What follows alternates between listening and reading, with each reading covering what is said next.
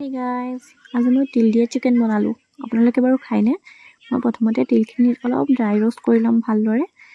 তাৰপাছত মই এইখিনি গুড়ি কৰি ছাইড কৰি ৰাখি মই অকণমান মিঠাতেল গৰম কৰি লৈছোঁ। তাতে অলপ জিৰা গুটি ফুটাই মই ভালদৰে পিঁয়াজখিনি অকণমান কাঢ়াকৈ ভাজিম। এতিয়া কাঢ়াকৈ ভাজি যেতিয়ালৈকে ৰঙচুৱা নহয় আৰু ৰঙচুৱা হোৱাৰ পিছত মই তাতে চিকেনখিনি এড কৰি দিম।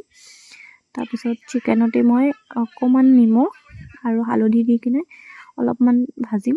ভাজি হোৱাৰ পিছত মই তাতে আলুখিনিও এড কৰি দিম। লগতে আলুখিনিৰ লগতে মই অলপ গ্ৰীণ চিলিও এড কৰিছোঁ। আপোনালোকে যোনে জ্বলা বেছিকৈ খায় বেছিকৈ এড কৰিব।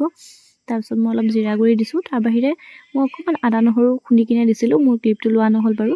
তাৰপিছত মই আৰু বেলেগ একোৱে মছলা ইয়াত নিদিওঁ। তাৰপাছত মই অকণমান ভালদৰে ভাজি থাকিম যেতিয়ালৈকে তেলখিনি বিৰিঙি নাহে। তাৰপিছত যেতিয়া তেলখিনি বিৰিঙি ভালদৰে ভাজা হৈ যাব, মই তাৰপিছত তাতে তিলখিনি দি দিছোঁ, তিলৰ গুড়িখিনি দি দিছোঁ। তাৰপিছত আৰু অলপ টাইম ভালদৰে ভাজিম। এতিয়া ভাজা মানে ভালকৈ আৰু অলপমান ভাজিম, মানে তিলৰ স্মেলটো থাকিলে ভাল লাগে আৰু সেইদৰে ভাজি তাতে অকণমান পানী এড কৰিম মই।